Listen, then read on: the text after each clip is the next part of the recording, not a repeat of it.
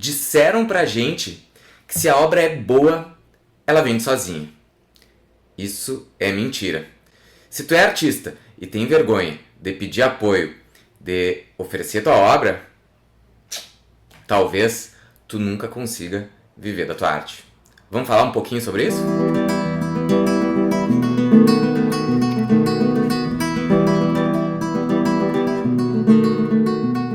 Tudo bem, pessoal? Como é que vocês estão? Mais uma vez estamos aqui com mais um episódio do Diálogos e hoje eu preciso falar sobre isso, um assunto que é muito importante, que é sobre a arte de pedir. Eu vou aqui, tô com meu mate hoje pra gente conversar. Prometo que hoje a gente não vai ter nenhuma polêmica, a gente vai falar só sobre essa questão que eu julgo que ela é muito importante sim. Mas desde já vou pedir para vocês deixarem aí a curtida, o comentário e encaminhar este vídeo para os artistas. Por quê? Porque é muito importante que a gente converse um pouco sobre esse tema que acaba sendo tabu para muito artista. Tu já sentiu vergonha de pedir apoio, de cobrar pelo teu trabalho ou de expor que tu tá precisando de algum tipo de ajuda? Esse vídeo é inspirado no livro que eu li há algum tempo e eu vou deixar por aqui a capinha dele, que se chama A Arte de Pedir, da Amanda Palmer. Ela lançou um livro e também participou de um TED Talk, daquelas palestras, onde ela conta um pouco desta conversa. Eu vou tentar deixar o card aqui, se eu não conseguir, eu vou deixar o vídeo ali no final linkado para vocês assistirem. Mas bom, quem é Amanda Palmer? Amanda Palmer, ela é uma artista e ela começou como artista de rua. Ela era, na verdade, aquelas estátuas vivas, sabe? Ela ficava em umas avenidas lá nos Estados Unidos, em cima de uma caixa, então ela era a noiva de 2 metros, fantasiada de noiva, com a cara pintada de branco, e com uma florzinha.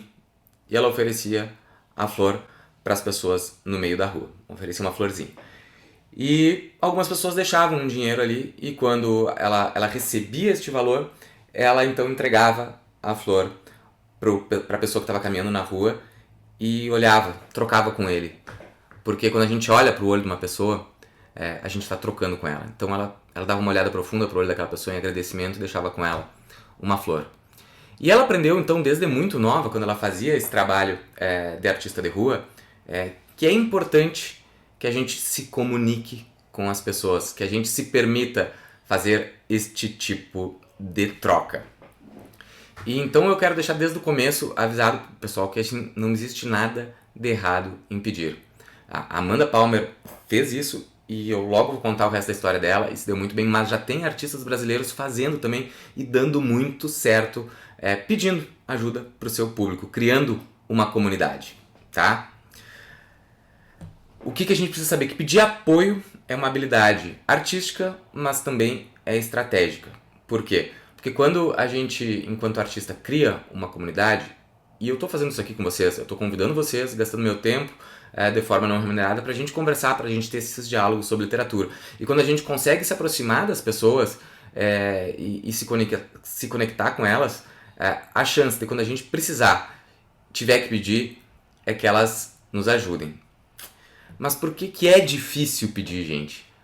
Porque expõe as nossas fragilidades, expõe também as questões dos nossos medos, de talvez não ter, a gente ficar com essa imagem de que não estamos dando certo, e as pessoas se incomodam de expor as suas fragilidades.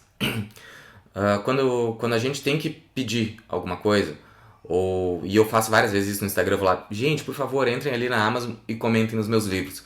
Muitas pessoas não fazem, mas algumas vão. E parece que a gente está implorando e mendigando alguma coisa. Mas na verdade eu estou dando muitas coisas de graça para as pessoas, seja conhecimento, seja bons momentos, seja troca conversando. Então eu não tenho que sentir vergonha de pedir. Pedir é algo muito humano. E quando as pessoas que realmente gostam da gente veem que a gente está pedindo, elas vêm e interagem e criam esta espécie de comunidade. E aí eu vou trazer este exemplo da Amanda Palmer, que eu acho que é um exemplo muito interessante, tá?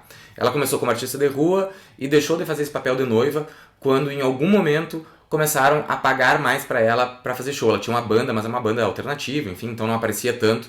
E quando ela conseguiu viver um pouco mais da música, ela foi abandonando esse trabalho, mas ela nunca deixou de ter o contato. Então o que ela fazia?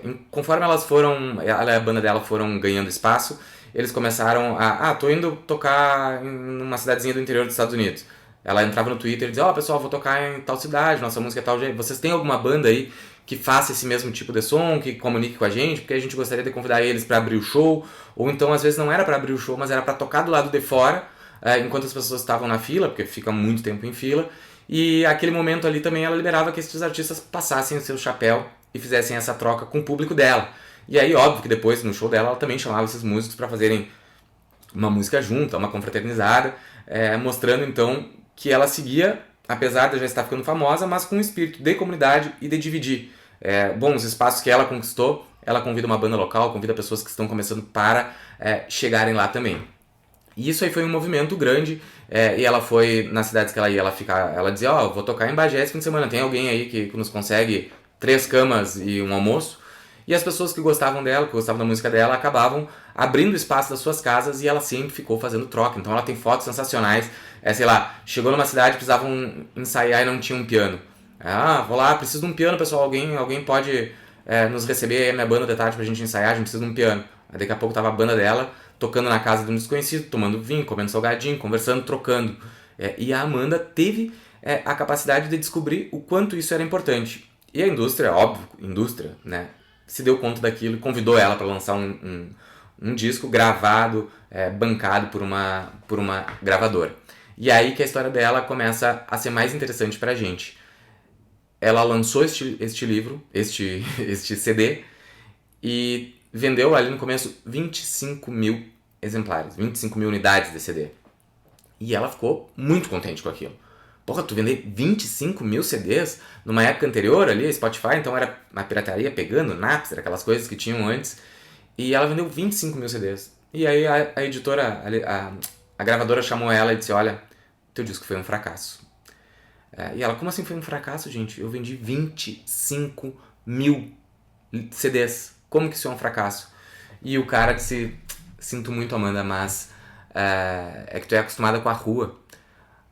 Com pequenos barzinhos, botecos, mas no mundo das celebridades, 25 mil CDs é um fracasso. E aquilo ali não pegou bem pra ela, mas ela assimilou, então brigou com a sua gravadora, enfim, porque eles tinham visões diferentes. Pra ela estava sendo um sucesso e pra editora ela estava sendo um fracasso. O que aconteceu? Ela resolveu juntar a sua banda nova e gravar um CD novo. E bom, só que gravar um CD é muito caro. E o que ela fez? Estendeu a mão para o seu público. Disse, olha gente, eu vou dividir a minha música de graça, vou deixar aqui no meu site para todo mundo baixar, mas eu preciso que vocês paguem o quanto vocês acham que podem me ajudar para que eu consiga executar, pagar os músicos e fazer este CD acontecer. E ela arrecadou 1,2 milhões de dólares. A meta inicial dela era arrecadar 100 mil dólares, porque já estaria remunerado, todo mundo teria gravado CD, pago editora, pago gravadora, pago estúdio, tudo. Mas ela conseguiu alavancar, pedindo para o seu público, que ela já havia gerado uma conexão, 1,2 milhões de dólares. Eu acho que, não sei se até hoje, mas até 2015 ele era o maior crowdfunding já feito no gênero da música. E ela foi lá ver, meu Deus, que sucesso, e as pessoas chamaram para entrevistar ela. Depois de um fracasso de vender 25 mil CDs apenas, tu conseguiu levantar 1,2 milhões de dólares para gravar um novo disco. E aí ela abriu os números. E vocês adivinhem quantas pessoas, mais ou menos, colaboraram com este projeto dela? 25 mil fãs se juntaram para ajudar a Amanda a se consagrar neste sucesso, então, como uma artista que realmente conseguiu muito com a sua comunidade. Os mesmos 25 mil fãs. E é importante a gente pensar nisso, porque talvez no universo de outras pessoas os 25 mil fãs fossem poucos, mas para ela era suficiente para ela seguir sendo artista, para ela sustentar a sua carreira e para ela continuar a sua jornada. E eu trago este exemplo agora para o campo da literatura, que é bom a gente se dar conta que a gente também tem a capacidade de formar pequenas comunidades. Às vezes tu tem 1000 seguidores no Instagram, às vezes tu tem, por exemplo, aqui no YouTube eu tenho 700 e poucos inscritos, tô começando, mas a gente está criando uma comunidade de gente que vem, de gente que se ajuda, de gente que compartilha, que curte, que se envolve com aquilo que eu estou fazendo, e talvez venha algum momento que eu vou pedir uma ajuda, vou dizer, pessoal, tô lançando um livro novo, me ajudem na pré-venda, vocês vão ter desconto para pré-venda, vão ter o nome nos agradecimentos do livro, ou então vou estar lançando um curso, ou então vou estar lançando uma comunidade de não sei o que. Hoje em dia, atualmente, 2026, eu tenho meus livros para oferecer e quero que vocês comprem, vou deixar os links aqui, mas também tenho um clube de leitura chamado Lendo Lento, que é um clube gratuito, e ali eu estou formando uma comunidade, estou conversando com outros leitores, estou criando mais gente para consumir os livros que eu estou indicando, mas também para virem a consumir os meus livros. E isso não tem problema nenhum. E aí, vou sair dos Estados Unidos, que a gente olha tudo tão longe, nos Estados Unidos tudo dá certo e aqui não. A gente tem uma autora brasileira chamada Carol Ben-Simon, que é vencedora do Jabuti, literatura de ficção contemporânea, respeitada, não é alguém de nichos pequenininhos assim. E ela, de alguns anos pra cá, ela resolveu fazer uma newsletter ali no Substack, que é uma plataforma onde, enfim, tu lança teus conteúdos, teu texto, e tu dá a possibilidade de tu abrir assinaturas. Tá? Ela já tem 25 mil inscritos, olhei hoje. E busquei os dados aqui, que há 10 meses atrás, praticamente, ela divulgou que já tinham 450 inscritos pagos. Eu vou arredondar para 500 aqui, porque já fazem 10 meses e provavelmente ela já tenha conseguido mais 50, tá? E até para facilitar a minha matemática, porque eu não sou muito bom. Mas 500 inscritos pagos a R$100 por ano, que é o valor dessa assinatura, dá R$50 mil num ano. E aí eu quero dizer para vocês, tu vai achar que R$50 mil não é muito, mas é um valor que um artista, um escritor, está conseguindo sem intermediário direto com seu texto. Ou seja, eu me comprometo a te mandar textos, reflexões semanais, etc. E tu me ajuda com R$100 por ano, que não é nada. Só que para a vida de um escritor, e aí eu quero que vocês entendam, vocês estão aqui, alguns são escritores, outros querem vir a ser. O escritor, em geral no Brasil, a não ser que ele seja autopublicado, ele recebe 10% do preço capa, tá? Então, a Carol tem vários livros, mas assim, se ela vende mais de 1.000 livros por ano em ano que não for de lançamento, ela é um sucesso, tá? Vender 1.000 livros no Brasil é muito difícil. Então, vocês pegam uma média do valor dos livros a R$80, ela ganha R$8 por livro, tá? Vezes 1.000, daria R$8 mil por ano em royalties, em direitos do autor por aqueles livros. Só que destes R$8 mil, a Carol Ben-Simon, que é uma artista que é agenciada, ou seja, ela tem um agente literário que deve morder, sei lá, desses 8 mil, 1.600, R$800, não sei se é 10 ou 20%, mas fica com um pedaço deste valor. Então, na prática, ela receberia menos de R$8 mil pelo seu trabalho literário durante um ano inteiro. Enquanto a comunicação dela, direto com a sua plataforma, direto com a sua comunidade, com seus leitores, com as pessoas que admiram o trabalho dela, ela consegue direto com eles ganhar R$50 mil por ano.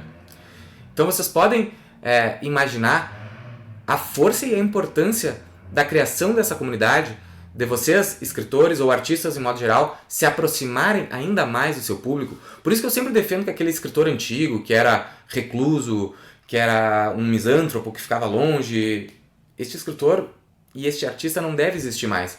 Porque a gente vive numa sociedade que não dá muito espaço para o artista receber valores. Imagina, escritor ganhar cachê para evento é algo raríssimo. Normalmente te pagam a tua passagem, o teu hotel e olhe lá, às vezes nem isso.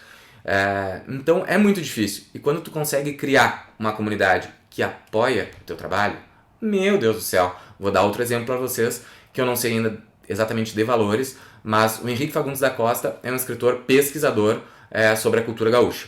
O Henrique, então, ele produz muito conteúdo gratuito no YouTube e no Instagram. E tem seus livros. E como são livros de pesquisa, ele lança 1, 2 livros por ano. E tem muita gente que compra esses livros. Quando ele promete o livro, antes do livro ser publicado, ele faz uma pré-venda para ajudar a financiar o pagamento daquele livro. E isso acontece. A gente lançou junto, Dom Segundo Sombra, a gente editou um livro em espanhol no Brasil, com nossa fortuna crítica, com nossos comentários a este livro. E o livro esgotou, é um livro, edição de colecionador, a gente vendeu, sei lá, 500 exemplares em menos de 6 meses. Acabou o livro. E muitos, acho que a gente tinha limitado a 100 ou 150 na pré-venda, foram todas, em 24 horas a gente esgotou a pré-venda. Por quê? Porque o Henrique tem um forte senso de comunidade.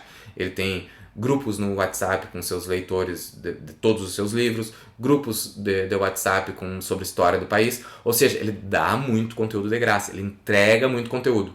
Mas quando ele lança o seu livro, esse pessoal abraça.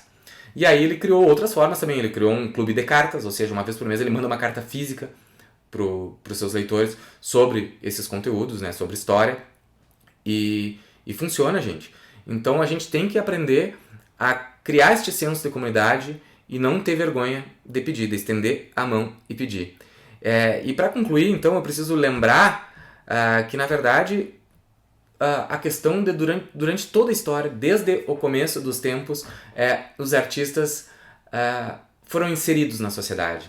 Desde os reinos, os artistas estavam próximos do rei. O rei ajudava, financiando, porque o trabalho artístico não é um trabalho que te remunere mensalmente, normalmente, assim, que tu te dê muito dinheiro, salvo raríssimas exceções de sucessos grandiosos. O artista fica penando, porque a gente escreve porque precisa escrever, porque escrever pra gente é como respirar. Eu já tentei ficar sem escrever e desenvolvi ansiedade e depressão. Então, mesmo que a literatura não me dê dinheiro, ela me dá vida. Eu preciso dela para escrever. Então, eu não posso considerar feio quando eu vier pedir um favor para vocês. E eu preciso que vocês realmente entendam sobre isso.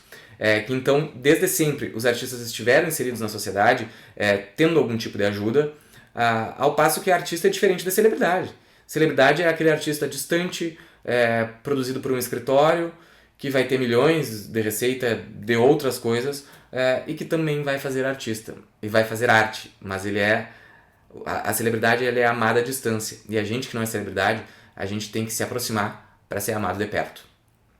Queria saber o que vocês acham da questão de pedir, se vocês já tiveram que pedir, tiveram boas experiências pedindo, ou tiveram más experiências, porque existem também, tem muitos artistas que eu já vi fazerem crowdfundings para lançar livros e não conseguiram bater a meta. Mas eu fico me perguntando, quando dá errado, se as pessoas elas criaram a comunidade antes, porque não adianta também eu não ter nenhuma comunidade, tá saindo hoje e resolver que quero fazer um financiamento coletivo para um livro, mas eu ainda não tenho uma comunidade. Nem os meus parentes sabem que eu sou escritor e aí eu vou pedir. Sou estranho, eles vão achar que é um golpe, eles vão achar que não é nada sério.